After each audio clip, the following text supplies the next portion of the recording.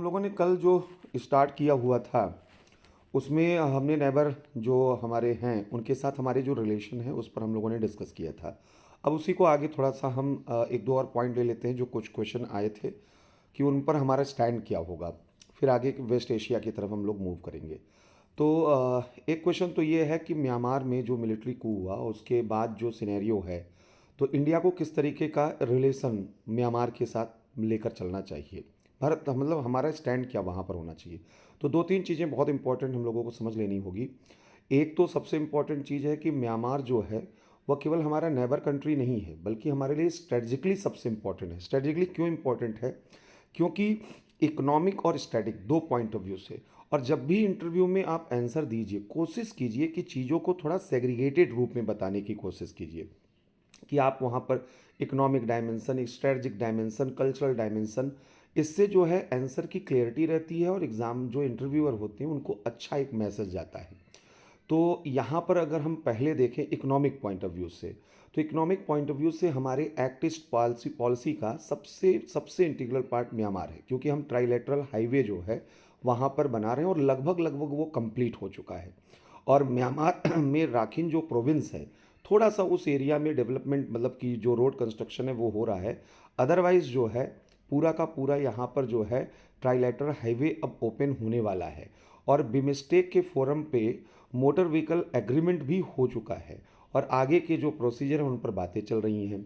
तो इसका सीधा सा मतलब है कि म्यांमार हमारे लिए गेटवे है एक्ट ईस्ट पॉलिसी का, और हम जो है ईस्ट एशिया में इसके थ्रू इंटर कर जाएंगे।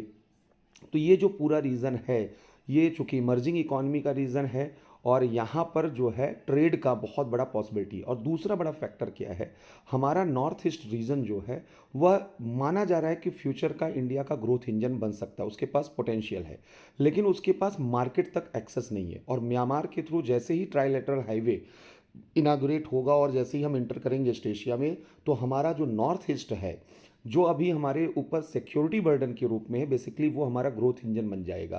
तो हमारी जीडीपी को, हमारे इकोनॉमिक ग्रोथ को एक बहुत बड़ा जंप लगेगा थ्रू म्यांमार। तो ये सबसे इंपॉर्टेंट चीज़ है। दूसरी चीज़ और समझिएगा कि यहाँ अगर स्ट्रेटजिक पॉइंट ऑफ व्यू से कहें, तो स्ट्रेटजिक पॉइंट ऑफ व्यू से चाइना जो है जिस तरीके का इन्फ्लुएंस वो आसियान कंट्री में बनाने की कोशिश कर रहा है, इंडिया का ये बेटर काउंटर बैलेंस होगा अगर वहाँ पर वो इंटर करता है। क्योंकि इंडिया जो है इन फ्यूचर वो केवल 3 कंट्री तक ये रोड जो कनेक्टिविटी इसका है स्कीम वहाँ तक नहीं रखना चाहता है। आगे एशियन हाईवे का भी कंसेप्ट है जो अभी ऑफिशियली डिक्लेयर नहीं किया गया है, लेकिन सीएमएलवी कंट्री यानी कंबोडिया, म्यांमार, लाओस और वियतनाम, आगे हमारा प्लान ये है कि इन कंट्री तक पूरा का पूरा एक्सेस यहाँ पर हम लेकर जाएं, कांटेक्ट हम अपना जो है रीजनल जो कांटेक्ट है वहाँ तक बनाएं। तो इससे एक तो चाइना का काउंटर बैलेंस अच्छे तरीके से हो पाएगा। दूसरा जो सबसे इम्पॉर्टेंट चीज़ है कि नॉर्थ ईस्ट में जो हमारे रिबेलियन ग्रुप्स हैं या हमारे जो इंसर्जेंट हैं वो कई बार इस वजह से बच जाते हैं क्योंकि वो म्यांमार चले जाते थे। खासकर अगर नागा हम जो है इंसर्जेंट की बात करें, क्योंकि जो नागा है हमारा रीजन नागालैंड, उसमें जो खापलांग ग्रुप है वो केवल इंडिया में नहीं रहता है, खापलांग ग्रुप म्यांमार में भी रहता है। नागा दोनों तरफ रहते हैं, इंडिया के दोनों साइड, मतलब म्यांमार और इंडिया दोनों में। तो अगर हम जो है म्यांमार से कोऑपरेशन लेते हैं तो हमें जो है इन इंसर्जेंट ग्रुप को कंट्रोल करना बड़ा आसान है। आप लोगों ने सुना होगा बीच में हॉट परसुएट के थ्रू जो है इंडिया जो है वो इंटर भी किया था म्यांमार के बॉर्डर में, और वहाँ पर जो है उसने खौपलांग ग्रुप पर बड़ा अच्छा खासा कंट्रोल वहाँ पर बनाया। तो ये आपको समझना होगा कि जो हमारा ये म्यांमार है ये हमारे नॉर्थ ईस्ट के सिक्योरिटी के लिए भी बहुत इम्पॉर्टेंट है कि यहाँ पर जो है जो भी इस तरीके के इंसर्जेंसी हैं उनको हम कंट्रोल यहाँ पर कर सकते हैं। तो इस वजह से भी इम्पॉर्टेंट है। थर्ड चीज़ यहाँ पर क्या है कि म्यांमार में जो है 4% जो है इंडियन डायस्पोरा रहता है। तो यह और बौद्ध जो है रीज़न है, और आने वाले समय में हम बौद्ध डिप्लोमेसी को अपना बहुत बड़ा टूल बनाने वाले हैं। खासकर भूटान, श्रीलंका, म्यांमार जैसे जो हमारे नेबर कंट्री हैं बौद्धिस्ट, जिसको हम बौद्ध सर्किट के रूप में जो है प्रमोट करना चाहते हैं, तो वहाँ पर भी म्यांमार एक बड़ा मेजर रोल प्ले करने वाला है। इसका एक और रीज़न समझिए कि चाइना भी अगले दलाई लामा पे क्लेम कर रहा है और वो बौद्धिज़्म को अपनी फॉरेन पॉलिसी का टूल बनाएगा। तो अगर हमने उसके पहले इन कंट्रीज़ को अपने साथ ले लिया तो हम इस कल्चरल डिप्लोमेसी में लीड कर जाएंगे। तो सीधी सी बात है कि म्यांमार हमारे लिए इकोनॉमिकली, स्ट्रेटजिकली और कल्चरली ये बहुत इंपॉर्टेंट रीजन है। इस वजह से हम अगर यहाँ पर देखें तो हमारा स्टैंड क्या है पहले वो समझते हैं। स्टैंड हमारा बहुत क्लियर है गवर्नमेंट ऑफ इंडिया का, और वही हमारा स्टैंड है कि हम प्रो डेमोक्रेटिक कंट्री हैं। हम हमेशा जो है डेमोक्रेटिक कंट्रीज़ के साथ अच्छे रिलेशन चाहते हैं, और हम हर एक कंट्री में डेमोक्रेटाइजेशन चाहते हैं। लेकिन भारत का एक स्टैंड और भी बहुत क्लियर है, वह एक्सपोर्ट ऑफ डेमोक्रेसी में बिलीव नहीं करता है। भारत जो है वह किसी भी कंट्री को प्रेस नहीं कर सकता है, डेमोक्रेसी के को इम्पोज नहीं कर सकता है। तो हम चाहते हैं कि म्यांमार में वह खुद ऐसे स्ट्रक्चरल इंटरनल चेंजेस हों कि वहाँ डेमोक्रेटाइजेशन स्टार्ट हो। लेकिन अगर वहाँ डेमोक्रेटाइजेशन नहीं हो रहा है तो वहाँ पर हम अपने नेशनल इंटरेस्ट को कंप्रोमाइज़ नहीं कर सकते। यही वजह है कि 92 के पहले तक म्यांमार के साथ हमने अपने डिप्लोमेटिक रिलेशन कट किए हुए थे। वहाँ 1962 में ही मिलिट्री कू हो गया था। वहाँ पर जुंटा गवर्नमेंट 1962 से है। जो आंग सान सू की के फादर थे उनके साथ तो हमारे रिलेशन आज़ादी के बाद बहुत अच्छे थे। लेकिन वहाँ पर जब सेना का शासन आया, जुंटा का शासन आया, तो रिलेशन ख़राब हुए। लेकिन 90 तक आते आते हमें ये रियलाइज़ हुआ कि जो मोरल हमारे इथिकल स्टैंड है हमें उसके कंप्रोमाइज़ नहीं करना है, लेकिन हम अपने नेशनल इंटरेस्ट को भी कंप्रोमाइज़ नहीं कर सकते। तो इसका मतलब ये है कि नेशनल इंटरेस्ट को कंसीडर करते हुए म्यांमार के साथ हमें अपना मैच्योर रिलेशन वहाँ पर बनाना होगा। इंडिया डेमोक्रेसी के इशू पर, ह्यूमन राइट इशू पर वह अपना स्टैंड हमेशा क्लियर करे। अभी हम जैसे हम उनको एग्जांपल भी देंगे कि इसराइल और फ़िलिस्तीन की हम अगर बात करें तो इसराइल के साथ हमारे बड़े स्ट्रेटजिक रिलेशन हैं, और हम इसराइल को हर लेवल पर सपोर्ट कर रहे हैं। लेकिन सेम उसी समय में हम फ़िलिस्तीन में भी ह्यूमैनिटेरियन कॉज पर उसको भी सपोर्ट कर रहे हैं। तो हमारा अगर किसी कंट्री के साथ नेशनल इंटरेस्ट है तो हमें जो है ये चीज़ के लिए ऑब्स्टिकल नहीं क्रिएट कर रहा है कि हम जेन्युइन इशू या जेन्युइन कंसर्न पर अलग डिफर स्टैंड रखें। मतलब एक तरफ म्यांमार के साथ हम स्ट्रेटजिक रिलेशन, इकोनॉमिक रिलेशन भी रख सकते हैं, और दूसरी तरफ अगर कोई ऑब्जेक्शन है, अगर ह्यूमन राइट का वहाँ पर वायलेशन का इशू आता है, तो इंडिया एक डिफर जो है स्टैंड ओपिनियन वहाँ पे रख सकता है। ये बहुत क्लियरिटी के साथ हमें वहाँ पर रखना होगा। और दूसरा, किसी ने क्वेश्चन ये भी पूछा हुआ था ग्रुप में कि जो नेबर कंट्री हैं उनके साथ अगर हमें अपने रिलेशन को इम्प्रूव करना है तो क्या करना चाहिए। जैसे अभी हम देख रहे हैं कि म्यांमार के मालदीव के साथ हमारे जो टेंस इन्वायरमेंट वहाँ पर बने हुए, दो तीन चीज़ें एकदम क्लियर क्लियर वहाँ पर समझिएगा।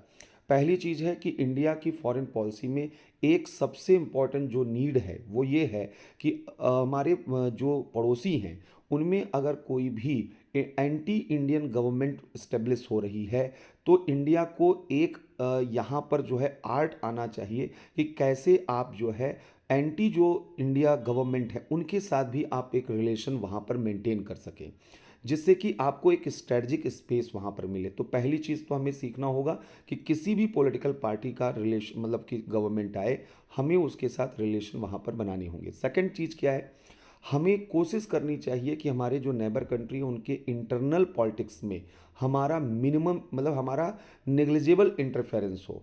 किसी भी तरीके का हस्तक्षेप हम अपने पड़ोसी के आंतरिक राजनीति में न दें। तीसरा, ये वो हो गई, ये प्रिवेंटिव स्टेप हैं जिससे कि आप जो है कम से कम वहाँ पर स्पेस अपना बनाएंगे। लेकिन जो करने की ज़रूरत है ये हमें समझना होगा कि साउथ एशियन कंट्रीज़ जो हैं वह अभी भी डेवलपिंग कंट्रीज़ हैं और उनकी नीड बहुत ज़्यादा है। इंडिया को ये प्रूव करना होगा थ्रू एग्जाम्पल कि हम अपने पड़ोसी के डेवलपमेंट पार्टनर और सिक्योरिटी प्रोवाइडर हैं। और इसके लिए इंडिया को जो है वहाँ पर जो भी कंट्रीज़ हैं उनके साथ ऑफिशियल जो हमारे रिलेशन है, जो गवर्नमेंट टू गवर्नमेंट रिलेशन है, उनके साथ government people to people contact, इस पे बहुत ज़्यादा फोकस करना होगा। क्योंकि पब्लिक ओपिनियन जो है कंट्रीज़ की फॉरेन पॉलिसी को डिसाइड करती है, जैसे अफगानिस्तान में हो रहा है। अफगानी लोग जो हैं वो इंडिया के साथ रिलेशन को कंटिन्यू रखना चाहते हैं। तालिबानी गवर्नमेंट इस वजह से प्रेशर में भी है और वो भारत से सहायता भी चाहती है। तो ये एक बड़ा एग्जाम्पल है कि अगर हम अपने पीपल टू पीपल कॉन्टैक्ट को बेहतर करेंगे तो जो भी डेमोक्रेटिक गवर्नमेंट होगी उनके ऊपर प्रेशर रहेगा, वो भारत से रिलेशन बनाना चाहेंगे। चौथी चीज़ जो डेवलपमेंट पार्टनर की बात कर रहे हैं कि हमें पड़ोसी देशों के साथ जो है उदाहरणों के जरिए विकास भागीदार और सुरक्षा प्रदायक बनना है। उसके लिए हमें एक और काम करना होगा, हमें अपने रिलेशन को डाइवर्सिफाई करना होगा, हमें फोकस करना होगा कि देखिए सर, अभी तक हमारे जो पड़ोसी देश हैं उनकी हमारे ऊपर डिपेंडेंसी नहीं बन पाई। हमारे डिप्लोमेटिक रिलेशन, हमारे कल्चरल रिलेशन है, लेकिन अगर वो हमारे साथ ट्रेड नहीं कर पा रहे, अगर वो हमारे साथ जो है उनका इन्वेस्टमेंट नहीं रिलेशन बन रहा है, तो वो उनकी डिपेंडेंसी किसी और पे जाएगी। अभी भी वो इकोनॉमिक पार्टनरशिप चाइना के साथ करना चाहते हैं और स्ट्रेटजिक पार्टनरशिप इंडिया के साथ करना चाहते हैं। इंडिया को यह गैप ख़त्म करना होगा। ख़त्म कैसे करना होगा? आप अलग अलग फील्ड में वहाँ पर रिलेशन को मेंटेन करेंगे और ये इसका रास्ता शुरू होगा थ्रू रीजनल कनेक्टिविटी स्कीम। अगर रीजनल कनेक्टिविटी नहीं होगी, चाहे वो सी रूट हो, चाहे वो लैंड रूट हो, चाहे एयर रूट हो, अगर ये काम नहीं होगा तो हमारा जो है अलग अलग कंट्रीज़ के साथ जो ट्रेड है वो नहीं बढ़ पाएगा, इन्वेस्टमेंट है वो नहीं बढ़ पाएगा, जो एनर्जी नीड हम लोगों की है वो वहाँ पर जब पूरी नहीं हो पाएगी। तो इंडिया को डाइवर्सिफाई अपने रिलेशन को करना होगा, जिससे कि हम उनकी नीड बन सकें और उनकी नीड को हम फुलफिल भी कर सकें, जिससे वो किसी अदर कंट्री पर डिपेंडेंट ही ना हो। ये हम लोगों को वहाँ पर मैसेज बहुत क्लियर क्लियर कर देना है। तो ये दो जो क्वेश्चन पूछे गए थे, इसमें ये आपका स्टैंड वहाँ पर होना चाहिए। अब आते हैं वेस्ट एशिया का जो पूरा रीजन है, वो वहाँ पर जो है क्या चल रहा है, कैसे चल रहा है, उसके बारे में थोड़ा डिस्कस करते हैं। वेस्ट एशिया के बारे में पहले तो इसके जो इकोनॉमिक और स्ट्रेटजिक इंपॉर्टेंस है, थोड़ा पहले उसको ब्रीफ में समझ लीजिएगा, क्योंकि तभी जो है ओपिनियन बनाना हमारे लिए आसान होगा। पहले तो समझिए स्ट्रेटजिक जो है इंपॉर्टेंस क्या है। ये जो वेस्ट एशिया है, ये आपका इंटरनेशनल सी ट्रेड रूट है, ये अंतर्राष्ट्रीय व्यापारिक मार्ग है। यहाँ पे स्वेज नहर से लेकर बाबेल मंदेब जो है स्ट्रेट है, और आगे जो है पर्शियन गल्फ के पास होर्मुज स्ट्रेट है।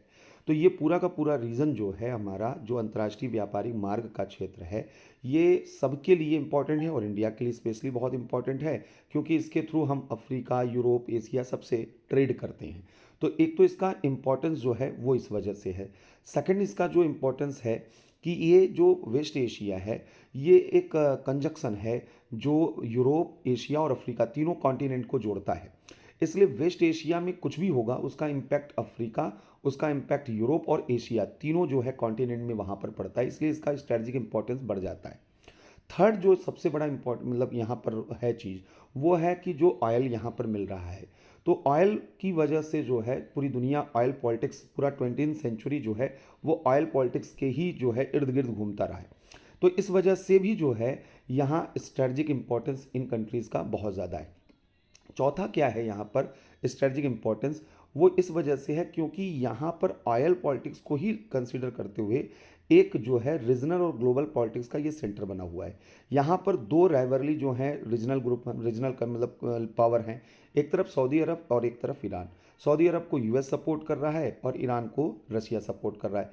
इस वजह से ये ग्लोबल पावर पॉलिटिक्स और रीजनल पावर पॉलिटिक्स का एक सेंटर बना हुआ है। तो इन वजहों से इसका जो स्ट्रेटजिक इंपॉर्टेंस है बहुत ज़्यादा है।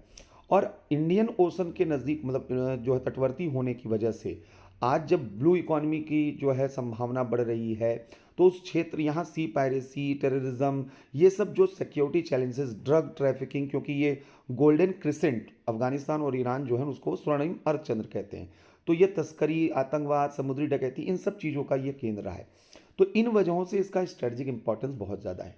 अब इकोनॉमिक इंपॉर्टेंस अगर हम यहाँ पर देखें, ये जो कंट्रीज़ हैं, एक तो पूरी दुनिया की एनर्जी नीड को यहाँ पर फुलफिल करती है, जो कि लाइफलाइन ऑफ इकोनॉमी है। और सेकंड, आज ये जितनी भी कंट्री हैं, ये पेट्रो इकोनॉमी जो है पेट्रो डॉलर इकोनॉमी बन चुकी हैं। इनका सॉवरेन वेल्थ फंड, जो इनका फॉरेक्स रिजर्व है, वो बहुत मजबूत है। तो ये जो हैं एक बड़े पोटेंशियल इन्वेस्टर हैं। इनके पास फॉरेक्स रिजर्व इतना है कि ये काफ़ी बड़ी लेवल पर जो है इन्वेस्टमेंट यहाँ पर कर सकते हैं। तो इसलिए इनका इकोनॉमिक इंपॉर्टेंस भी है। लेकिन यहाँ की पॉलिटिक्स में बहुत तेज़ी से चेंज आ रहा है। क्यों चेंज आ रहा है, अब उसको समझिएगा। सबसे बड़ा जो रीज़न है वो है ग्लोबल एनर्जी मार्केट में जो स्ट्रक्चरल चेंज आ रहे हैं, उसने यहाँ की पूरी पॉलिटिक्स को ही चेंज करके रख दिया है। ग्लोबल एनर्जी मार्केट में क्या स्ट्रक्चरल चेंज आ रहे हैं? स्ट्रक्चरल चेंज ये आ रहा है कि एक तो एनर्जी के अल्टरनेटिव जो सेंटर हैं, वो अब बहुत तेज़ी से पिछले एक डिकेड में इमर्ज किए हैं। जैसे आज हम मिड ईस्ट पर पूरी तरीके से डिपेंडेंट नहीं रह गए एनर्जी के लिए। आज अफ्रीका कंटिनेंट बहुत तेज़ी के साथ इमर्ज कर रहा है। रसिया जो है वो बड़े लेवल पर जो है नेचुरल गैस और ऑयल को जो है सप्लाई कर रहा है। इवन यूएस ने जो अपने ऑयल के एक्सपोर्ट पर रिस्ट्रिक्शन लगाए थे वो हटा दिए हैं। अमेरिका दुनिया भर में अब वो भी तेल का आयात निर्यात कर रहा है। और वेनेजुएला लैटिन अमेरिका में है ही, और लैटिन अमेरिका में मैक्सिको बहुत तेज़ी के साथ ऑयल ब्लॉक में इन्वेस्टमेंट कर रहा है। तो यानी मल्टीपल सेंटर हो चुके हैं। तो इसलिए एनर्जी मार्केट में एक बड़ा कंपटीशन का वहाँ पर बन चुका है। और इस वजह से यहाँ पर जो है एक बड़ा इशू है कि जो यहाँ पर देखा जा रहा है कि जो मिड ईस्ट है, इस पर डिपेंडेंसी बहुत ज़्यादा कम हुई है। किसी ने हैंड रेज किया है, कोई सवाल है क्या? ठीक है, अगर सवाल नहीं है तो कोई बात नहीं है, सवाल रहेगा तो हैंड रेज कर दीजिएगा। ठीक है, तो यहाँ पर जो है हमने कहा कि मिड ईस्ट पर जो है, वेस्ट एशिया पर जो लोगों की डिपेंडेंसी फॉर ऑयल था, फॉर एनर्जी नीड, वो बहुत तेज़ी से घटी है, क्योंकि अब और ज़्यादा अल्टरनेटिव सेंटर यहाँ पर आ चुके हैं। तो ये हमेशा पहले ध्यान में रखना है। सेकंड चीज़ क्या हो रहा है कि अल्टरनेटिव सोर्स ऑफ एनर्जी भी अब इमर्ज हो रहे हैं। बहुत तेज़ी के साथ जो है ये देखा जा रहा है कि रिन्यूएबल एनर्जी की तरफ दुनिया आगे बढ़ रही है, और ख़ासकर सोलर एनर्जी में जो है काफ़ी ज़्यादा वहाँ पर देखा जा रहा है इन्वेस्टमेंट हो रहे हैं, और सोलर एनर्जी जो है अब वो प्रैक्टिकल लगती हुई दिखाई दे रही है। विंड एनर्जी में काम चल रहा है, न्यूक्लियर एनर्जी में काम चल रहा है। तो इन सब चीज़ों ने जो अल्टरनेटिव सोर्स ऑफ एनर्जी हैं, और जब से ईवी आया है, जब से हाइड्रोजन एनर्जी की बातें चल रही हैं, तब से जो ये जीवाश्म ईंधन है, फॉसिल फ्यूल हैं, इन पर डिपेंडेंसी कम हुई। इन पर डिपेंडेंसी कम होने का मतलब मिड ईस्ट पर डिपेंडेंसी कम होगी यहाँ पर। तो मिड ईस्ट पर जो हमारी डिपेंडेंसी थी वो बहुत तेज़ी के साथ वह कम हो रही पूरी दुनिया की। अब तीसरी जो सबसे बड़ी चीज़ क्या है, इसी में अगर ऐड करें कि पेरिस जो समिट हुआ था उसके बाद से पूरी दुनिया में ये देखा जा रहा है कि जो रिन्यूएबल एनर्जी हैं उनकी तरफ दुनिया मूव कर रही है। मैक्सिमम कंट्री ने 2050 तक जीरो इमिशन टारगेट अपने यहाँ सेट कर लिए हैं। इसका मतलब है कि जो ये जीवाश्म पेट्रोलियम एनर्जी है, इससे लोग जो है अब आगे मूव कर रहे हैं। अगर ऐसा हो रहा है तो आने वाले समय में पेट्रोलियम सेंट्रिक इकोनॉमी जो है वो कोलैप्स कर जाएंगी, उनका रेलेवेंस खत्म हो जाएगा। यही वजह है कि आज के समय में जो यहाँ के कंट्री हैं, मेनली गल्फ कंट्री, ये गल्फ कंट्री जो हैं अपनी पेट्रोलियम सेंट्रिक इकोनॉमी को अब डाइवर्सिफाई करना चाहते हैं। अब वो इकोनॉमी के अदर जो हैं ऑप्शंस की तरफ तरफ जाना चाहते हैं, और इसीलिए ये हैवी इन्वेस्टमेंट कर रहे हैं आपके जो है कंस्ट्रक्शन एरिया में, टूरिज़्म में, और इनको अब ऐसे कंट्री की तलाश है जहाँ पर ये जो है अच्छा खासा इन्वेस्टमेंट कर सकें। ये जो नया दौर है 21st सेंचुरी का, ये इंडस्ट्रियल कैपिटलिज्म का ज़माना नहीं है, ये फाइनेंशियल कैपिटलिज्म, पैसा लगा के पैसा बनाने का ज़माना है। टेक्नो कैपिटलिज्म का है कि नए नए टेक्नोलॉजी जो हैं उन पर आप इन्वेस्टमेंट वहाँ पर करिए। तो यही वजह है कि सऊदी हो, यूएई हो, कुवैत, कतर, जितने भी कंट्री हैं गल्फ कंट्री, वो अपनी जो इकॉनमी है उसको डाइवर्सिफाई करना चाहते हैं, और ऐसे कंट्री को वो सर्च कर रहे हैं कि जहाँ पर इन्वेस्टमेंट का ज़्यादा पोटेंशियल वहाँ पर हो। तो ये सब चीज़ें यहाँ पर तेज़ी के साथ देखने को मिल रही हैं। तो पहला हमने कहा कि जो यहाँ पर चेंज आ रहा है वो ग्लोबल एनर्जी मार्केट को लेकर चेंज आ रहा है। तो इससे जो है एक बड़ा इनकी विदेश नीति में बदलाव दिख रहा है। दूसरी चीज़ अब यहीं पर समझिएगा, दूसरा चीज़ क्या है, यहाँ का पावर पॉलिटिक्स भी बदल रहा है। इस वजह से पावर पॉलिटिक्स कैसे बदल रहा है अब इसको देखिए। यहाँ पर पावर पॉलिटिक्स इस तरीके से बदल रहा है कि अगर हम सऊदी अरब और ईरान को देखें तो इनके बीच में आज तक कन्फ्लिक्ट यहाँ पर थे, लेकिन चाइना ने मीडिएट किया और सऊदी अरब और ईरान दोनों को नज़दीक लाने की कोशिश की। अब सवाल ये है कि अभी तक तो ये अमेरिका का रीज़न था और रशिया का रीज़न था, लेकिन चाइना न्यू एंट्री यहाँ पर कर रहा है। तो अगर चाइना यहाँ पर न्यू एंट्री कर रहा है तो इसकी वजह से यहाँ पर जो है जो पावर पॉलिटिक्स है उसमें बड़े स्तर पर चेंज आएंगे, और चाइना जो है वो अपना डोमिनेंस यहाँ पर बनाने की आने वाले समय में कोशिश करेगा, क्योंकि वो बेल्ट और रोड इनिशिएटिव और इन सब चीज़ों में इन कंट्रीज़ को भी इन्वॉल्व कर रहा है। तो एक नया बड़ा मेजर चेंज आ रहा है कि एक न्यू ग्लोबल पावर एंट्री कर रहा है, दैट इज़ चाइना। दूसरा क्या है, यहाँ रीजनल लेवल पर भी एक नया पावर सेंटर बन रहा है, और वो है तुर्की। तुर्की क्या कर रहा है कि अब जो है 2017 ऑनवर्ड्स एर्दोगन जब से आई हैं तो वह अपने को इस्लामिक लीडर के रूप में रिप्रेजेंट कर रहा है।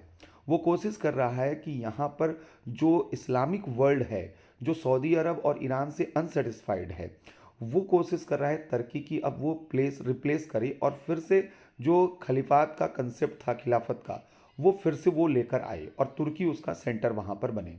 और इसके लिए उसने एफर्ट भी करने स्टार्ट कर दिए हैं। जैसे अज़रबैजान और आर्मेनिया के बीच में जब कन्फ्लिक्ट हुआ तो तुरंत अज़रबैजान के लिए वो वहाँ पर पहुँच गया। इंडिया में 370 का मुद्दा आया, सीए का मुद्दा आया, एनआरसी का मुद्दा आया, तुरंत जो है तुर्की ने वहाँ पर जो है कंडेम किया। जबकि इसी समय आप देखेंगे सऊदी अरब, यूएई, ये जो कंट्री है गल्फ कंट्री, ये यहाँ पर जो है इंडिया के इंटरनल मैटर में अब कोई इंटरफेयर नहीं कर रहे हैं। आर्टिकल 370 वगैरह पे इन लोगों की आवाज़ अब दब गई है, लेकिन तुर्की का जो है वहाँ पर आ रहा है। यानी अब जो नया ट्रेंड यहाँ पर है पावर पॉलिटिक्स में, उसमें एक तरफ यहाँ पर चाइना की एंट्री हो रही है, दूसरी तरफ तुर्की वो यहाँ पर आने की कोशिश कर रहा है। तो ये एक पूरा का पूरा पावर पॉलिटिक्स यहाँ पर धीरे धीरे चेंज हो रहा है। अब इसमें इंडिया कहाँ और कैसे है, इसको यहाँ पर समझना है। इंडिया को अगर हमें समझना है तो पहली चीज़ आपसे अगर पूछा जाएगा कि वेस्ट एशिया में इंडिया का इंटरेस्ट क्या है यहाँ पर, तो इंडिया का जो इंटरेस्ट है, पहला तो हमारा एनर्जी नीड है, क्योंकि हम जो है यहाँ पर बहुत तेज़ी, मतलब हमारा आज तक जो एनर्जी नीड था, तो 80% जो हम इंपोर्ट करते थे एनर्जी नीड का, उसका 2/3 वो यहीं इसी रीजन से करते थे। अब यही चेंजेस भी समझते चलिएगा, तब आपके लिए आर्गुमेंट बनाना आसान रहेगा। जैसे आप लोगों को मालूम होना चाहिए कि इंडिया का मिड ईस्ट से जो ऑयल इंपोर्ट था वो बहुत तेज़ी से घटा है। अभी तक नियरली जो है 69% जो है हम अपनी एनर्जी नीड यानी 2/3 नीड वो यहाँ से जो है हम लेते थे, लेकिन आज जो है हमारा शेयर 45% हो चुका है। अभी हम अपने आयातित तेल जो है उसका केवल 45% ही वह मिड ईस्ट से ले रहे हैं, आयात कर रहे हैं। ये अपने आप में बहुत बड़ा चेंज है। जो हमने कहा जो क्यों हो रहा है, क्योंकि भारत का एनर्जी जो बास्केट है वो डाइवर्सिफाई हो चुका है। यानी इस वक्त जो है हमारे पास जो है अफ्रीका है, रशिया है, अमेरिका है, हम इन सब से, अमेरिका से हम बड़ी मात्रा में तेल खरीद रहे हैं। वह हमारा फोर्थ ऑयल जो है यहाँ पर जो है सप्लायर बन चुका है। और वहाँ पर रशिया हमारा फर्स्ट जो है ऑयल और एनर्जी सप्लायर बन चुका है। अफ्रीका में हम बहुत तेज़ी से वहाँ पर कर रहे हैं। तो एक तो यहाँ पर यह है कि एनर्जी नीड अभी भी है, 45% तो हम यहाँ से मंगा रहे हैं, लेकिन डिक्लाइन किया है, ये मालूम होना चाहिए आपको कि जो अभी तक था उसमें कमी आई है। दूसरी चीज़ क्या है, रेमिटेंसेस। हमारा जो है ये जो एरिया है ये हमको वित्त प्रेषण बड़ी मात्रा में करता है। अभी जो नया आपको मालूम होगा कि रेमिटेंसेस का जो लिस्ट आया उसमें $125 बिलियन भारत को दुनिया से रेमिटेंसेस आ रहे हैं, जिनमें सबसे ज़्यादा रेमिटेंसेस हमको यूएसए से मिल रहा है और सेकंड यूएई से मिल रहा है। तो यूएई और ये जो कंट्री हैं ये हमारे लिए बहुत इंपॉर्टेंट है रेमिटेंसेस की वजह से।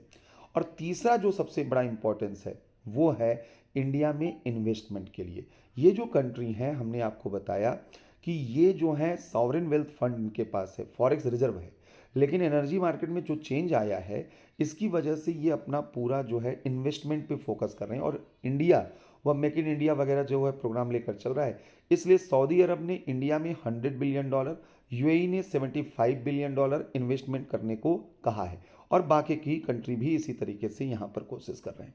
तो इसका मतलब है कि ये हमारे लिए इकोनॉमिक पॉइंट ऑफ व्यू से बहुत इंपॉर्टेंट एरिया हो चुका है। थर्ड यहाँ पर क्या हमारा इंपॉर्टेंस है, तीसरा हमारा इंपॉर्टेंस ये है कि ये जो है इंडियन ओशन से लगे हुए देश हैं। इंडिया सागर पॉलिसी लेकर चल रहा है। सागर पॉलिसी का पर्पस क्या है, इंडो पैसिफिक रीजन में भारत को लीडरशिप रोल में लेकर आना। तो इसलिए जो है ये जो कंट्री हैं इनका हेल्प बहुत ज़रूरी है, अगर इंडो रीजन में, इंडियन ओशन रीजन में इंडिया को लीड करना है। अब ये कैसे है, थोड़ा इसको भी और समझिएगा। जैसे चाइना आपको मालूम है कि बाबल मंदेब स्ट्रेट के पास जिबूती में मिलिट्री बेस बना चुका है, ये सबको मालूम होगा। यहाँ पर इसका हमारे पास काउंटर क्या है, तो आपको मालूम होना चाहिए कि ओमान, जिसके अभी राजा भारत आए हुए थे किंग, ओमान का जो दुमक पोर्ट है, दुमक बंदरगाह, उस जो पोर्ट है, ओमान ने इंडिया को उसे सी पायरेसी के अगेंस्ट यूज़ करने के लिए दिया है कि आप दुमक पोर्ट का इस्तेमाल कर सकते हैं सी अगेंस्ट सी पायरेसी। तो ये कंट्री कितनी हमारे लिए ज़रूरी हैं, क्योंकि यहाँ पर जो है इंडियन ओशन में इंडिया का नेवी जो है अपना डोमिनेंस बना सके, इसके लिए ये कंट्री हमें हेल्प कर रहे हैं। जैसे ओमान हो गया, यूएई जो है पर्शियन गल्फ से लेकर अरब सी तक इंडिया और यूएई के बीच में मिलिट्री एक्सरसाइज हो रही है और इंटेलिजेंस एक्सचेंज हो रहा है। तो ये सारी चीज़ें, तो ये स्ट्रेटजिक पॉइंट ऑफ व्यू से हमारे लिए इम्पॉर्टेंट है कि यहाँ पर जो है हमारा जो प्रेजेंस है वो बढ़े। दूसरा क्या है, चाइना यूनिपोलर एशिया की बात कर रहा है और इंडिया मेन उसका जो है चैलेंजर है। अगर इंडिया को चाइना को चैलेंज करना है तो हर रीजन में चैलेंज करना होगा। ये जो मिड ईस्ट हमारा है यहाँ पर चाइना एंट्री करने की कोशिश कर रहा है। अगर इंडिया यहाँ पर मजबूत हो जाता है तो वह चाइना का जो इन्फ्लुएंस है, जो हेजोमनी है, वह उसको चैलेंज कर सकता है। तो इस वजह से भी मिड ईस्ट हमारे लिए इम्पॉर्टेंट है, क्योंकि वो लगातार यहाँ पे कोशिश कर रहा है। अब ये कैसे आप साबित करेंगे? आप साबित करेंगे कि बेल्ट और रोड इनिशिएटिव के अल्टरनेटिव में हमने जो है India middle east Europe economic corridor इसको हमने डिक्लेयर कर दिया है। तो ये बड़ा एम्बिशियस प्रोजेक्ट है, तो इसे आप समझ सकते हैं कि इंडिया जो है वो चाइना को काउंटर बैलेंस करने की पूरी तैयारी यहाँ पर कर रहा है। इनके साथ साथ जो और चीज़ें हैं वो हमारे लिए इम्पॉर्टेंट क्या है? इम्पॉर्टेंट ये है कि ये जो रीज़न है ये हमारे लिए इसलिए भी इम्पॉर्टेंट है कि इसी के थ्रू हम सेंट्रल एशिया और यूरेशिया जो पूरा रीज़न है वहाँ पे हम जाना चाहते हैं, स्पेशली ईरान के थ्रू। ईरान के थ्रू हम जो है international north south transit corridor जो है ट्रांसपोर्ट कॉरिडोर बनाना चाहते हैं जिससे रशिया तक पहुँचें। अफगानिस्तान मतलब ईरान से अफगानिस्तान, अफगानिस्तान से उज्बेकिस्तान, तो हम सेंट्रल एशिया में एंट्री चाहते हैं। इसलिए भी ये रीज़न हमारे लिए बेहद महत्वपूर्ण है। तो ये इसका इम्पोर्टेंस है और कल्चरली हमारे लिए बहुत इम्पोर्टेंट है क्योंकि इंडिया जो है थर्ड लार्जेस्ट इस्लामिक पॉपुलेशन हमारे यहाँ पर रहती है। और अभी तो ये डिमांड चल रहा है, बांग्लादेश ने बहुत पहले ये डिमांड किया हुआ था कि इंडिया को जो है वह ओआईसी का ऑब्जर्वर बनाया जाए। शेख हसीना ने ये जो है डिमांड किया हुआ था और अभी इंडिया में भी यही बात चल रही है। यहाँ पर भी हम लोग भी ये सीरियसली सोच रहे हैं कि क्या हमें ओआईसी का ऑब्जर्वर बन जाना चाहिए, क्या उसके लिए लॉबिंग करनी चाहिए। तो कहने का मतलब है कि हम अपना जो इस्लामिक पॉपुलेशन है, जो हमारा बड़ा स्ट्रेंथ है, हमारी फॉरेन पॉलिसी का एक बड़ा टूल बन सकता है, तो हम उसको भी यूज कर सकते हैं वेस्ट एशिया में और इसलिए कल्चरली भी हमारे लिए इम्पोर्टेंट यहाँ पर है। और ये भी आपको मालूम है कि यहाँ पर लगभग 90 लाख जो हैं इंडियन डायस्पोरा होते हैं, तो इंडियन डायस्पोरा बड़ा रोल प्ले कर रहे हैं, तो ये सब इसका इम्पोर्टेंस है। अब आते हैं हम अपने मूल मुद्दे पर कि जो यहाँ पर हमारी पॉलिसी है उसके बारे में जो है अगर क्वेश्चन आते हैं कैसे किस रूप में आते हैं। पहली चीज़, वेस्ट एशिया में अभी तक हमारी पॉलिसी कैसी थी, अब हमारी पॉलिसी कैसी है, क्या वहाँ पर सक्सेस दिख रहा है, क्या फेल्योर वहाँ पर दिख रहा है, और फिर पर्टिकुलर कंट्री के साथ हमारे रिलेशन, ये 3-4 क्वेश्चन हमसे पूछे जाएंगे। अभी तक की जो पॉलिसी है थोड़ा उसको समझिएगा। इंडिया की जो सबसे बड़ी कमी थी हमारी, अभी तक वेस्ट एशिया में हम केवल एनर्जी सेंट्रिक और डायस्पोरा सेंट्रिक फॉरेन पॉलिसी लेकर चल रहे थे। यानी हमारे लिए यहाँ वेस्ट एशिया का मतलब ये होता था कि हम अपनी एनर्जी नीड फुलफिल करें और डायस्पोरा हमारा सिक्योर यहाँ पर है, बस इससे ज़्यादा नथिंग। लेकिन अब जो है यहाँ पर चेंजेस आ रहे हैं। दूसरा क्या है, दूसरा एक बड़ा लिमिटेशन ये था कि इस रीजन में वेस्ट एशिया में हमारी फॉरेन पॉलिसी हाइफेनेटेड थी। हाइफेनेटेड फॉरेन पॉलिसी का मतलब है जब कोई कंट्री दो कंट्री के बीच में बैलेंसिंग एक्ट करता है और किसी भी कंट्री के बहुत नज़दीक जाने की कोशिश नहीं करता है। तो ये अगर होता है तो ऐसे कंडीशन में जो है आप किसी भी एक कंट्री के बहुत नज़दीक नहीं जाते हैं, बल्कि आप दोनों के बीच में एक बैलेंस को बनाने की कोशिश करते हैं। तो ये जो मतलब रहता है तो इससे हमारा जो मतलब रिलेशन है किसी कंट्री से बहुत ज़्यादा अच्छा हो ही नहीं पाता है। तो हम इसराइल और फ़िलिस्तीन के बीच में हाइफिनेट करते थे, सऊदी अरब ईरान के बीच में करते थे, इसराइल ईरान के बीच में करते थे। ये हमारा ट्रेडिशनल पॉलिसी यहाँ पर था।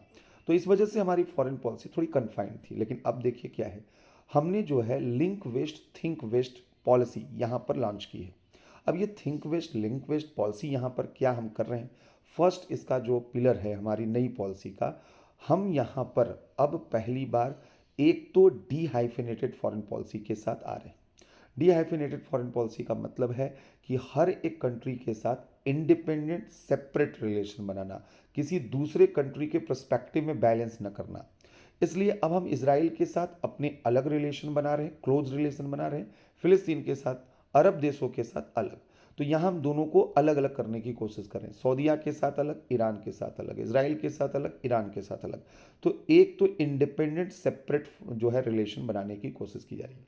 इससे इंडिया की पॉलिसी में स्ट्रेटजिक डेप्थ आ रहा है।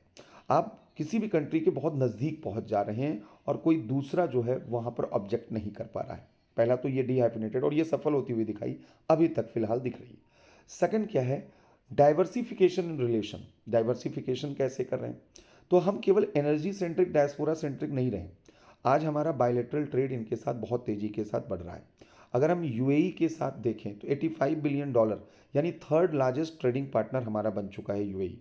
अगर हम बात करें सऊदीया की, लगभग 52 या $53 बिलियन का ट्रेड उसके साथ हो रहा है। तो फोर्थ लार्जेस्ट जो है हमारा ट्रेडिंग पार्टनर यूएई सऊदी अरब बन चुका है। यहाँ पर ट्रेड बहुत तेज़ी के साथ हमारा बढ़ रहा है। दूसरा इन्वेस्टमेंट, सऊदी अरब ने $100 बिलियन, यूएई ने जो है $75 बिलियन इंडिया में निवेश करने की बात की है। इसराइल जो है वो डिफेंस सेक्टर में इंडिया में इन्वेस्ट करने की बात कर रहा है। तो ये सब एज अ इन्वेस्टर जो है इंडिया में वहाँ पर आ रहे हैं। तो यहाँ पर ट्रेड भी हो रहा है, इन्वेस्टमेंट भी हो रहा है। थर्ड क्या है, रीजनल कनेक्टिविटी इनिशिएटिव। हमने ईरान में चाबहार पोर्ट वहाँ पर इस्टेब्लिश किया। अभी हम जो है चाबहार से अफगानिस्तान को हमने जोड़ दिया। फिर यहाँ पर हम जो है इंटरनेशनल नॉर्थ साउथ ट्रांजिट जो ट्रांसपोर्ट कॉरिडोर है उसको बनाने की कोशिश करें, उसके लिए हमने अज़गाबाद एग्रीमेंट में इंक्लूड किया अपने आप को। ये सब दिखा रहा है पॉलिसी एक्टिविज्म। अज़गाबाद एग्रीमेंट में यहाँ आ गए जो यहाँ रीजनल कनेक्टिविटी के लिए है। और अभी हमने G20 के फोरम से इंडिया मिड ईस्ट और यूरोप इकोनॉमिक कॉरिडोर भी प्रपोज कर दिया है। तो इंडिया रीजनल कनेक्टिविटी में भी आ रहा है। इसके साथ साथ यहाँ पर एनर्जी और डिफेंस सेक्टर हैं जिनमें हम अपना रिलेशन पहले भी था अभी भी बना रहे हैं। और यहाँ पर जो है इनके साथ साथ हम जो है लॉजिस्टिक एरिया में, फूड के एरिया में, मेडिसिन के एरिया में, टेक्नोलॉजी के एरिया में, इनके साथ रिन्यूएबल एनर्जी के एरिया में इन लोगों के साथ लगातार कोऑपरेशन कर रहे हैं। तो बहुत मल्टीपल लेवल पर जो है इन लोगों के साथ रिलेशन चल रहे हैं। यानी केवल ट्रेड नहीं है, केवल इन्वेस्टमेंट नहीं है, टेक्नोलॉजी कोऑपरेशन भी है, स्ट्रेटजिक रिलेशन भी है, डिफेंस कोऑपरेशन भी है। तो मतलब डाइवर्सिफिकेशन ऑफ रिलेशन हुआ है। इससे जो है एक डेप्थ जो है रिलेशन में आ रहा है। तो दूसरा हमारी फॉरेन पॉलिसी में हम ये काम कर रहे हैं। तीसरा इसी में इंक्लूड कर लें दूसरे में ही कि जो एनर्जी और डिफेंस सेक्टर है यहाँ पर हमने अपने रिलेशन को एलिवेट किया है। अभी तक हम सेलर और बायर के रिलेशन में थे, हम इनसे बाई करते थे ऑयल को। लेकिन अब क्या हो रहा है देखिए, पहली चीज़ है ज्वाइंट वेंचर स्टार्ट हो चुका है। यहाँ पर यूएई और इंडिया ये मिलकर किसी थर्ड कंट्री में वह ऑयल सेक्टर में इन्वेस्टमेंट कर रहे हैं। जैसे अभी केनिया के लिए बात हुआ था और कई जगहों पर बात हो रहा है।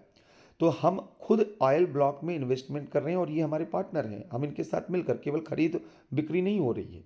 दूसरा क्या है, रिफाइनरी जो हमारे यहाँ पर है, पेट्रोलियम रिफाइनरी।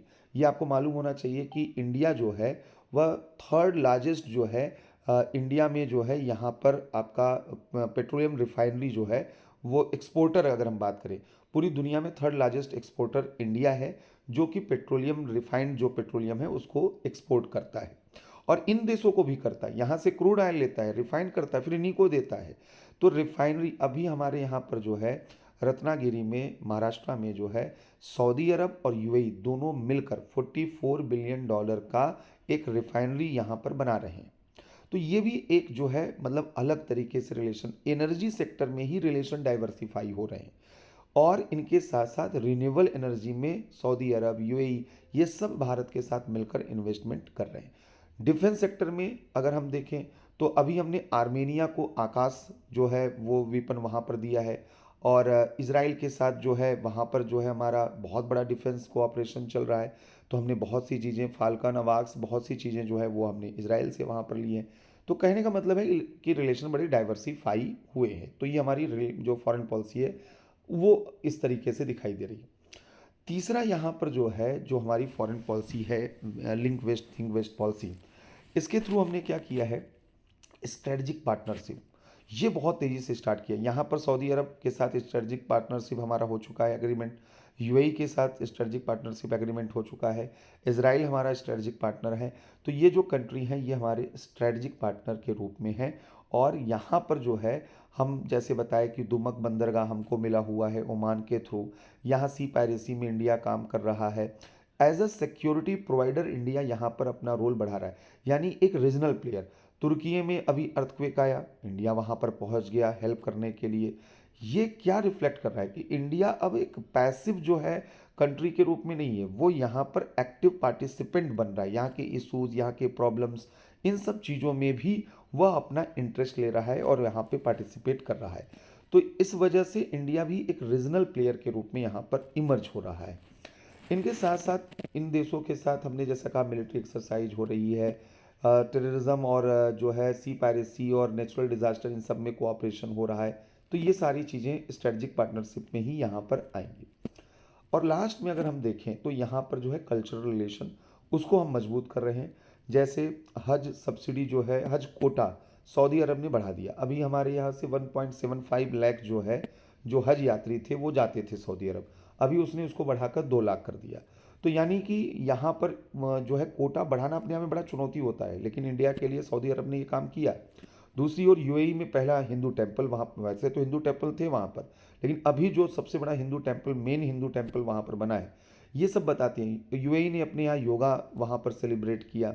तो ये सब चीज़ें दिखा रही हैं कि इंडिया कितनी अच्छे तरीके से कल्चरली वहाँ पर मजबूत हो रहा है उनके साथ। तो ये तो हमारी फॉरेन पॉलिसी और उसके जो अचीवमेंट्स इस रीजन में यहाँ पर दिख रहे हैं। लेकिन तो इसका मतलब है कि आप क्या मानते हैं कि वेस्ट एशिया में इंडिया जो है वह अपने इंटरेस्ट फुलफिल कर पा रहा है न्यू पॉलिसी से? बिल्कुल बिल्कुल कर ले रहा है। लेकिन वो कहेंगे भाई चैलेंजेस क्या है? चैलेंजेस देखिए, पहला क्या है? सबसे पहला जो चैलेंज है कि एक तो यहाँ पर जो है यूएस की लॉबी की वजह से उसकी एक पावर पॉलिटिक्स का आप पार्ट बन चुके हैं, और उस पावर पॉलिटिक्स की वजह से आपका जो सबसे ज़्यादा रिलेशन हैम्पर हुआ है जिस कंट्री के साथ, वो ईरान, जिसके साथ आपके स्ट्रेटजिक इंटरेस्ट सबसे ज़्यादा है। तो सवाल है कि ईरान के साथ आपका जो अभी करंट रिलेशन है वो किस तरीके का है और क्या फ्यूचर है, वो आपसे ज़रूर पूछ सकते हैं इस क्वेश्चन को, अगर वो यहाँ पे इस रीजन में आए। क्यों आए? तो देखिए उसका 2019 के पहले, 2019 के पहले ईरान के साथ जो है हमारे रिलेशन अच्छे थे। हमारा जो है थर्ड जो है एनर्जी डेस्टिनेशन वही था, वहीं से आता था। तीसरा सबसे बड़ा ऊर्जा उपभोक्ता वही था, मतलब वो निर्यातक हमारे लिए।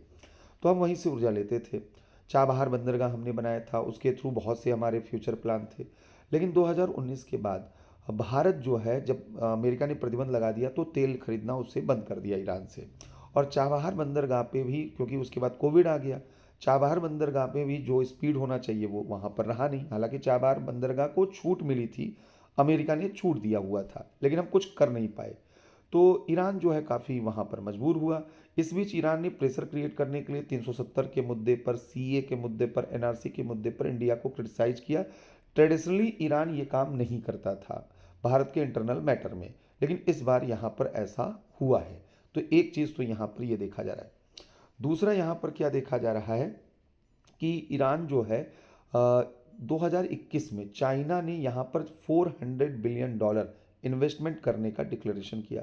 बहुत से लोगों का कहना है कि अब ईरान में इंडिया खत्म हो चुकी है, क्योंकि वहाँ पर ईरान में चीन आ रहा है, तो हमारा क्या ही रोल रहेगा वहाँ पर। तो ये भी एक वहाँ पर देखा गया। लेकिन अब देखिए कि यहाँ पर हमें समझना है कि हमारी फॉरेन पॉलिसी क्या और कैसे है। पहली चीज़ तो हमें ये बताना होगा कि हमारे सामने एक स्ट्रेटजिक डिलेमा था, यूएस और ईरान में से किसी एक को चुनने का। हमारे जो ग्लोबल इंटरेस्ट थे वो यूएस के साथ थे, रीजनल इंटरेस्ट वो ईरान के साथ थे। हमने यूएस को प्रेफर किया, क्यों? पहली चीज़ ये, हमने ईरान को प्रेफर क्यों नहीं किया? क्योंकि हमारे ग्रेटर नेशनल इंटरेस्ट वो यूएस के साथ अलाइंड थे। और ग्रेटर हमारा जो है, जो इंटरेस्ट है उसमें सबसे बड़ा इंटरेस्ट क्या है? एक तो ग्लोबल लेवल पर इंडिया का जो पोजिशनिंग है वो यूएस की वजह से मजबूत हुआ है। उसने कई फोरम वगैरह में हम लोगों को मेंबरशिप दिलाई, चाहे एमटीसीआर हो, ऑस्ट्रेलिया हो, वाजिनार ग्रुप हो वहाँ पर। और वहाँ हमारा ट्रेड सबसे बड़ा लार्जेस्ट ट्रेडिंग पार्टनर इस वक्त हमारा अमेरिका है। तो हमारे इकोनॉमिक इंटरेस्ट कितने ज़्यादा हैं? उसकी जितनी कंपनियाँ हैं वो हमारे यहाँ इन्वेस्टमेंट कर रही हैं, तो सोचिए हमारे इंटरेस्ट उसके साथ कितने ज़्यादा हैं। तो बेसिकली इकोनॉमिक इंटरेस्ट तो है, लेकिन इकोनॉमिक इंटरेस्ट से भी बड़ा चीज़ है स्ट्रेटजिक इंटरेस्ट, और वह है चाइना। चाइना जिस तरीके से इंडो पैसिफिक रीजन में एग्रेसिव हो रहा है, वह इंडिया के नेशनल इंटरेस्ट के लिए सबसे बड़ा थ्रेट है। ऐसे में यूएस के थ्रू ही हम चाइना को काउंटर कर सकते हैं, क्वाड के थ्रू और I2U2 के थ्रू। इसलिए हमारा जो ग्लोबल जो हमारा नेशनल इंटरेस्ट है, वो कोर इंटरेस्ट वो यूएस से साथ अलाइंड है, इसलिए हम यूएस को प्रेफर किए। लेकिन इसका ये मतलब बिल्कुल नहीं है कि ईरान के साथ हमारे कोई इंटरेस्ट नहीं। ईरान के साथ बहुत से इंटरेस्ट हैं। ईरान के थ्रू हम चाबहार पोर्ट का यूज़ करके international north south transport corridor बना सकते हैं। अफगानिस्तान के थ्रू हम जो है सेंट्रल एशिया वहाँ पर पहुँच सकते हैं। एनर्जी हमारा सोर्स है ही यहाँ पर। ईरान का जो चाबहार पोर्ट है वो ग्वादर पोर्ट को न्यूट्रलाइज करता है, चाइना का इंडियन ओशन में जो प्रभाव है उसको ख़त्म करता है। तो इसलिए भी हमारे लिए चाबहार पोर्ट बहुत ज़रूरी है वहाँ पर। तो हमारे लिए तो बहुत ज़रूरी है ईरान, इसमें तो कोई डाउट ही नहीं है। लेकिन यहाँ पर जो हमें समझना है कि हमारा जो कोर इंटरेस्ट है अभी फ़िलहाल तत्काल का, वो अमेरिका के साथ ज़्यादा अलाइंड है। तो इसका मतलब क्या है कि ईरान को हमें छोड़ देना चाहिए? बिल्कुल भी नहीं। ईरान किसी भी कीमत पे छोड़ा नहीं जा सकता है। हमारे जो ग्रेटर इंटरेस्ट है फ्यूचर के, वो ईरान के साथ जुड़े हुए हैं, और ईरान के साथ हमारे बड़े हेल्दी रिलेशन रहे। तो फिर क्या हम कर क्या रहे हैं? हम कर क्या रहे हैं? हम ईरान के साथ स्ट्रेटजिकली जो है लगातार इन्वॉल्व हैं, लगातार इंगेज हैं। कैसे? ईरान के अभी पिछले साल जो है नए राष्ट्रपति का जब ओथ सेरेमनी हुआ तो इंडियन जो है फॉरेन मिनिस्टर वहाँ पर प्रेजेंट थे। ये क्या दिखा रहा था? या चाबहार बंदरगाह को लेकर अभी हमने first central India central Asia forum बैठक हुई, मतलब इस मुद्दे पर एक डायलॉग हुआ कि चाबहार पोर्ट को कैसे यूटिलाइज किया जाए सेंट्रल एशिया कंट्री के साथ इसी साल। ये क्या इंडिकेशन है यहाँ पर? अभी तक कम से कम 3 से 4 टाइम जो है, मतलब आप ये बोल सकते हैं कि कंटिन्यूअस कई बार फॉरेन मिनिस्टर जो इंडिया के उनका बार बार ईरान में विजिट हुआ है। जब भी हम एससीओ गए हैं सेंट्रल एशिया, हमारा एक ट्रिप रहा है ईरान का। हम वहाँ पर उसको गिव अप नहीं कर रहे हैं, हम लगातार डिप्लोमेटिकली जो है इंगेज किए हैं। इंडिया बार बार ईरान को अपनी मजबूरी बता रहा है कि यूएस के साथ जुड़े रहना। यूएस जिस दिन यहाँ से रिस्ट्रिक्शन हटाएगा, भारत का ये मानना है कि वह ईरान में हैवी इन्वेस्टमेंट और हैवी तरीके से रिलेशन बनाना स्टार्ट करेगा। तो ये चीज़ हम केवल कन्विंस करने की कोशिश कर रहे हैं। तो पहली चीज़ ये है। दूसरी चीज़ एक और चीज़ समझिएगा, ईरान का इंटरेस्ट चाइना के साथ सिक्योर नहीं है, ये ईरान भी जानता है। ईरान के इंटरेस्ट हमेशा इंडिया के साथ ही सिक्योर हैं। क्यों है, अब इसको भी थोड़ा समझिएगा। असल में हमने कल बताया था, हो सकता है बहुत से लोग इस पर सरप्राइज्ड हों, हो सकता है बहुत से लोग एग्री हों कि जो इंडिया का फ्यूचर है वो यूएस के साथ नहीं है और रसिया का फ्यूचर चाइना के साथ नहीं है। दोनों कंट्री किसी भी कीमत पे एक्सेप्ट कर ही नहीं सकते इन फ्यूचर, क्योंकि चाइना रसिया की सॉवरेंटी और उसके रिस्पेक्ट, उसकी डिग्निटी को कभी जो है रिकॉग्नाइज नहीं करेगा। और यूएस से वो इंडिया के जो डिग्निटी है और जो इसकी ऑटोनॉमी है वो उसको रिस्पेक्ट नहीं देता है। तो ये आहत होते हैं। अब ये समझिए कि रसिया का रिलेशन है ईरान के साथ। ईरान जो है चाइना से जितने नज़दीक, उससे तो कहीं ज़्यादा रसिया के नज़दीक है। ये स्ट्रेटजिक पार्टनर है और इंडिया जो है रशिया के बेहद नज़दीक है। तो यहाँ पर ईरान जो है वो उसके सामने सबसे बड़ी प्रॉब्लम समझिए, चाइना का पाकिस्तान से रिलेशन है और बहुत ज़्यादा गहरा रिश्ता है। पाकिस्तान के साथ हमारे जो रिश्ते हैं वो अच्छे, मतलब ईरान के बिल्कुल नहीं अच्छे नहीं है। बॉर्डर में डिस्प्यूट होता रहता है। अभी अभी कुछ दिन पहले जो है वहाँ पर डिस्प्यूट हुआ, पाकिस्तान ने वार्निंग दी ईरान को। तो पाकिस्तान के साथ उसके डिस्प्यूट, तो ईरान ये जानता है कि चाइना के साथ जाने का मतलब है फिर पाकिस्तान का जो प्रॉब्लम है वो और बढ़ेगा, पहली चीज़। दूसरा, ईरान एक ऐसी कंट्री रहा है जो अपनी ऑटोनॉमी को, अपनी सॉवरेंटी को सबसे पहली अहमियत देता है। अदरवाइज वो कब से अमेरिका से कंप्रोमाइज़ कर लिया होता। लेकिन अब वो कंट्री अगर जो है वहाँ पर अमेरिका को जिस जिस कंट्री ने वहाँ पर एक्सेप्ट नहीं किया, वो चाइना के सामने, क्योंकि जिस तरीके से चाइना डिट्रैप लोगों को लेकर चल रहा है और उसके एग्जाम्पल दिख रहे हैं, ईरान भी कंसर्न है। ये मैं क्यों कह रहा हूँ इतनी चीज़ें?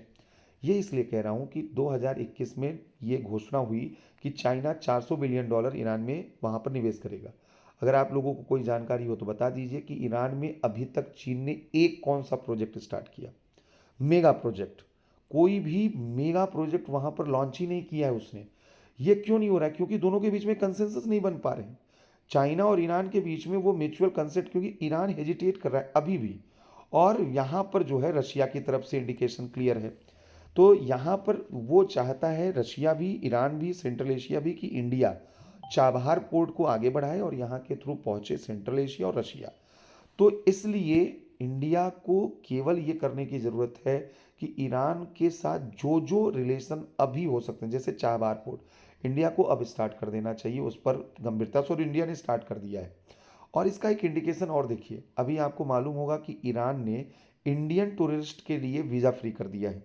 ये भी इसी मंथ का जो है न्यूज़ है।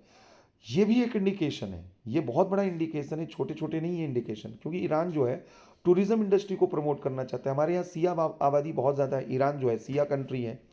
तो यहाँ पर बहुत पॉसिबिलिटी है कि हमारे टूरिस्ट जो हैं हमारे नज़दीक हैं, यहाँ हमारे पर्यटक जा सकते हैं। तो ईरान की इकॉनमी, क्योंकि टूरिज़्म पे तो कोई रोक लगाया नहीं है यूएस ने, तो यहाँ पर जो है ये जो एरिया है, एरिया ऑफ कोऑपरेशन, और जो क्षेत्र जो प्रतिबंधों के बाहर है, जहाँ पर इंडिया, मतलब हमने कहा चाबहार बंदरगाह हो गया, टूरिज़्म हो गया, और अदर जो कल्चरल रिलेशन है, इंडिया और ईरान को वहाँ पर एक दूसरे के साथ मिलकर काम करना चाहिए और वेट एंड वॉच कंडीशन में रहना चाहिए यूएस का सैंक्शन। और इसके लिए भारत को डिप्लोमेटिक एफर्ट्स उधर भी करना चाहिए, यानी इंडिया को यूएस जो है उसको भी कन्विंस करने की ज़रूरत है कि वह ईरान के लिए लिबरल वहाँ पर हो, जो सैंक्शंस वगैरह लगे हैं वो हटाए जाए। अगर ऐसा होता है तो इन फ्यूचर ईरान के साथ हमारे रिलेशन रहेंगे। ईरान को लेकर इंडिया को गिव अप एटीट्यूड बिल्कुल नहीं रखना है, और न वो रख रहा है। ये दोनों चीज़ें वहाँ पर आपको क्लियर करनी होंगी। तो एक तो यहाँ पर जो हमने कहा इशू है वो ईरान का इशू है। दूसरा यहाँ पर अगर हम देखें तो यहाँ का जो कंट्री इज़राइल और इज़राइल फ़िलिस्तीन के, तो हमसे मतलब पूरी चांस है कि इज़राइल फ़िलिस्तीन पे हमसे क्वेश्चन पूछा जाए। तो दो तीन बहुत क्लियर क्लियर चीज़ें वहाँ पर समझना है। इज़राइल और फ़िलिस्तीन में कौन गलत है, पहले हमको ये अपने आप से सवाल जवाब करना चाहिए। देखिए 1948 में जो है इज़राइल को वहाँ पर लाया गया। इज़राइल को लाया गया, गांधी जी ने विरोध किया, नेहरू जी ने विरोध किया। बिल्कुल सही है, जेन्युइन है, विरोध करना था, क्योंकि भाई आप जो है एक स्टेटस क्यू को चेंज करेंगे और एक बाहर की आबादी को जो है यहाँ पर लेकर आएंगे, तो ऐसे में जो है यहाँ पर जो एक कन्फ्लिक्ट होगा वो तो बिल्कुल कन्फ्लिक्ट यहाँ पर होगा। तो इसराइल और फ़िलिस्तीन के बीच में जो है यहाँ पर कन्फ्लिक्ट देखना तो मतलब लाजमी था। आप एक पॉपुलेशन को डिस्प्लेस कर रहे हैं। लेकिन जब एक बार इसराइल यहाँ पर आ गया तो यहाँ पर अरब कंट्री को एक्सेप्ट करना था, तो अरब कंट्री ने एक्सेप्ट नहीं किया। 1948 में किसके ऊपर हमला हुआ, इसराइल के ऊपर हमला हुआ। 1967 में किस पे हमला हुआ, इसराइल पे हुआ। 1973 में किसके ऊपर हमला हुआ, इसराइल के ऊपर हमला हुआ। तो इसराइल अगर वह ह्यूमन राइट का वायलेशन कर रहा है तो वो विक्टिम भी है। आप पूरी तरीके से जो है इसराइल को या फ़िलिस्तीन को वहाँ पर रिस्पॉन्सिबल नहीं ठहरा सकते हैं। तो पहली चीज़ है कि यहाँ पर जो है इसराइल जब आ गया वहाँ पर जो है उसने अपने को स्थापित कर लिया, तो एक समय के बाद एक्सेप्ट, हिस्ट्री जब चेंज हुआ तब तो जिसको जो विरोध करना था वो विरोध करना चाहिए था। लेकिन जब एक बार हो गया, अब वो यहूदी आबादी वहाँ बस गई है, तो अब इसका एक ही सलूशन है जो हमारे लिए आज इसराइल का एक ही सलूशन है, इसराइल फ़िलिस्तीन का टू नेशन थ्योरी। फ़िलिस्तीन अपना अलग रहे और इसराइल अपना अलग रहे। तो ये एकदम क्लियर क्लियर वहाँ, और यही इंडिया का स्टैंड है। इंडिया बिल्कुल कोई कन्फ्यूजन में नहीं है, और इस चीज़ को कोई चेंज करने की कोशिश करेगा तो इंडिया वहाँ पर जो है ऑब्जेक्शन करता है। अब मुद्दा दूसरा देखिए क्या है। मुद्दा दूसरा ये है कि इसराइल जो है उसको हमने सपोर्ट नहीं किया बिफोर 1990। बिफोर 1990 क्यों नहीं किया, कई इशू थे हमारे, क्योंकि एक तो सबसे बड़ा रीज़न ये था कि जो अरब कंट्री थे उनके साथ हमारे बड़े इंटरेस्ट थे। भाई हमको तेल खरीदना था वहाँ से, और हमारा जो है यहाँ अंतर्राष्ट्रीय मार्ग था। तो मेनली एनर्जी की अगर हम बात करें, मेनली हमारा एनर्जी नीड यहाँ पर था, तो हम अरब देशों को खफा नहीं कर सकते थे, तो हम फ़िलिस्तीन के साथ थे। दूसरा ह्यूमैनिटेरियन रीज़न था, हमें ये लगा था कि फ़िलिस्तीनी यहाँ के थे, इसराइल को ज़बरदस्ती बसाया गया है तो फ़िलिस्तीनियों के साथ गलत हो रहा है, तो एक ह्यूमैनिटेरियन ग्राउंड भी था। तीसरा हमारा पब्लिक ओपिनियन, मतलब हमारी जो रिलीजियस सेंटिमेंट थी, इस्लामिक पॉपुलेशन यहाँ पर थी, तो भी हमने जो है फ़िलिस्तीन को सपोर्ट किया और इसराइल के साथ कोई रिलेशन नहीं बनाया। और इसराइल ने यहाँ मानवाधिकारों का उल्लंघन भी किया, स्पेशली आफ्टर 1967। 1967 में इसराइल और फ़िलिस्तीन के बीच में जो युद्ध हुआ था, उसके बाद इसराइल ने वेस्ट बैंक में अनऑथराइज तरीके से यहूदी बस्तियां बसाना शुरू कर दिया था। तो इसकी वजह से जो है इंडिया इस चीज़ का विरोध कल भी करता था, आज भी करता है, कि आप जो है जो इसराइल में फ़िलिस्तीनी बस्तियाँ मतलब फ़िलिस्तीन में जो यहूदी बस्तियाँ हैं वो सही नहीं हैं। वो इंडिया का अपना स्टैंड वहाँ पे रहा है, तो हम इस तरीके से देखते थे। लेकिन अब रिज़ल्ट देखिए क्या हुआ। रिज़ल्ट ये हुआ कि हम इसराइल का जो है वहाँ पर विरोध करते रहे, फ़िलिस्तीन का सपोर्ट करते रहे। अरब देश हमेशा इंडिया को पाकिस्तान के मुद्दे पर क्रिटिसाइज़ करते रहे। हमेशा अरब देशों ने पाकिस्तान का सपोर्ट किया, चाहे वो 65 का वार हो, 71 का वार हो। हमेशा इंडिया को जो है माइनॉरिटी जो है वायलेशन के केंद्र के रूप में देखा गया कि यह माइनॉरिटी जो है सिक्योर नहीं है। मतलब पाकिस्तान में माइनॉरिटी पॉपुलेशन घटी लगातार, इंडिया में 5%। अभी माइनॉरिटी कमीशन के चेयरमैन ने कहा है कि इंडिया में आज़ादी के बाद 5% माइनॉरिटी पॉपुलेशन बढ़ी है। इससे बड़ा क्या जो है प्रमाण हो सकता है कि इंडिया में माइनॉरिटी जो है प्रोटेक्टेड है, उनके पॉपुलेशन पे कोई असर नहीं पड़ रहा है। लेकिन इस तरीके का प्रोपेगेंडा जो है अरब कंट्री ने बहुत किया, तो इंडिया को बड़ा झटका लगा इन सब चीज़ों से कि एक तो जो है हम हमेशा सपोर्ट करें और ये लोग तो पाकिस्तान के साथ हैं। दूसरा क्या है, दूसरा इसी समय 90 में यूएसएसआर का डिसइंटीग्रेशन हो गया। डिसइंटीग्रेशन हुआ तो हमारा डिफेंस सप्लायर सबसे यही मेन था, अब वो हमारे हाथ से निकल चुका था, और भारत में जो है सिक्योरिटी क्राइसिस बहुत ज़्यादा थी। चाइना, पाकिस्तान, तमाम तरीके के इशूज़ यहाँ पर चल रहे थे, और बांग्लादेश में भी उस वक्त खालिदा जिया की सरकार थी आफ्टर 90, तो उनके साथ भी रिलेशन बड़े टेंस चल रहे थे हमारे बांग्लादेश से भी। तो हमारा जो है पूरा सिक्योरिटी क्राइसिस यहाँ पर था। हमें मालूम था कि इजराइल के हथियार हमारे लिए सबसे रामबाण हो सकते हैं। क्यों हो सकते हैं? क्योंकि इजराइल ने ऐसे वेपन जो हैं डेवलप किए हैं जो इंडिया की नीड के हिसाब से, वह भी नाइबर कंट्री से परेशान है। अगर अमेरिका को हथियार, बेहतर हथियार विकास करना है, तो वह कनाडा और मेक्सिको को कंसीडर करके वो हथियार नहीं बनाएगा, वो चीन और रशिया को देखकर बनाएगा। लेकिन इसराइल इसराइल जो है वो गाजा पट्टी को देखेगा, लेबनान को देखेगा, वेस्ट बैंक ये जॉर्डन को देखेगा। तो उसके हिसाब से तो उसके हथियार हमारे हितों के अनुकूल है, हमारी परिस्थितियों के अनुकूल है। हमें भी वैसे ही हथियार चाहिए थे।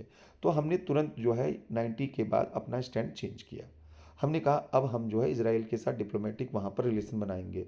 तो इसराइल के साथ जो है यहाँ पर आफ्टर 90 जो है जो देखा गया, वो क्या देखा गया कि हमने रिलेशन बनाने शुरू कर दिए। लेकिन इसराइल के साथ अभी भी हमारा जो रिलेशन था वह डिफेंस सेंट्रिक था, केवल और केवल रक्षा के क्षेत्र में।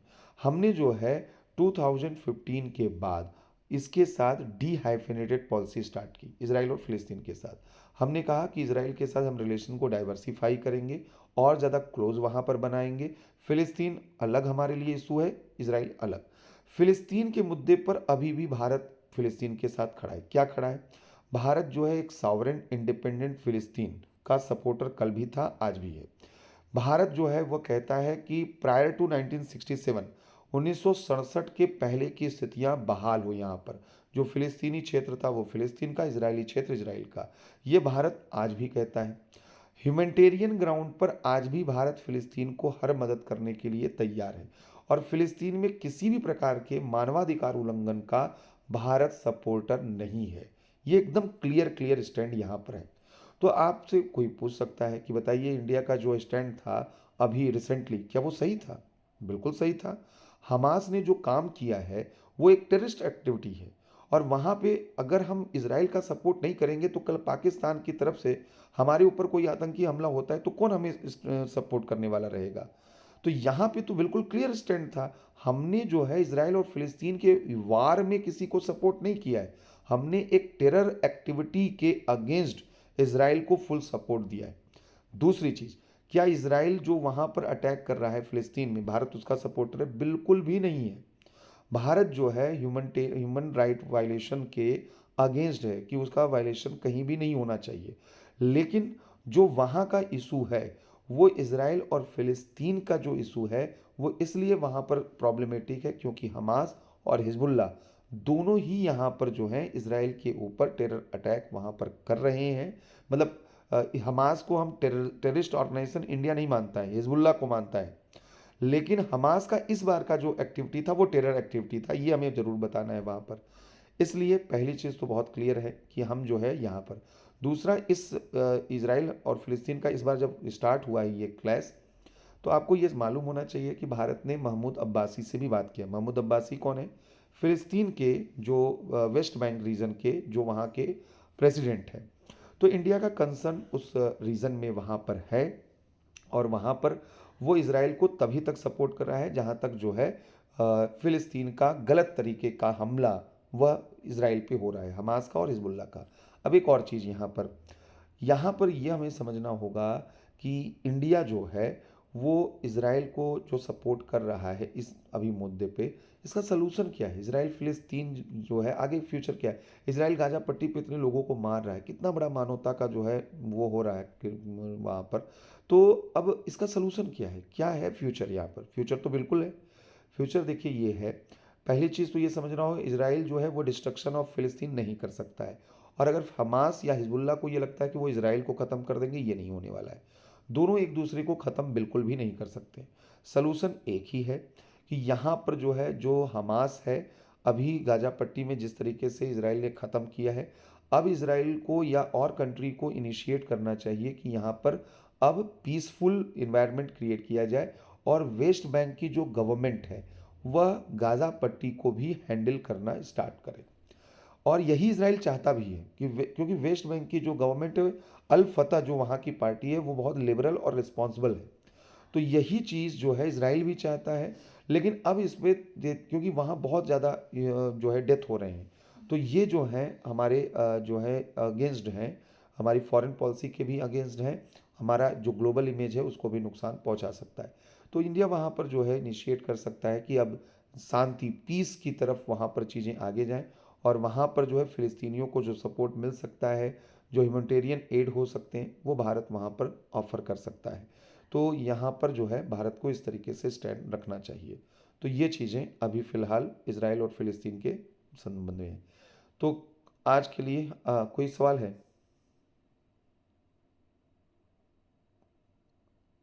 हेलो। किसने हैंड रेज किया था? हाँ, हेलो। हाँ, हाँ, सर मैं ये कह रहा हूँ, हाँ, हाँ। जब यूएन और सर ईरान दोनों इस बात के लिए इंडिया को कन्विंस भी कर रहे हैं कि एटलीस्ट सीज फायर के लिए इंडिया सपोर्ट करे, तो इंडिया सर उसमें आगे क्यों नहीं आ रहा है? किसमें किसमें कर रहा है? सर यूएन और ईरान दोनों कोशिश कर रहे हैं इंडिया को कन्विंस करने के लिए कि एटलीस्ट जो हम सीज फायर की बात कर रहे हैं इस मोमेंट पे, उसमें इंडिया सपोर्ट क्यों नहीं कर रहा है? सीज फायर जो इज़राइल और फ़िलिस्तीन के बीच में ना? यस सर, हाँ, यस सर। बिल्कुल।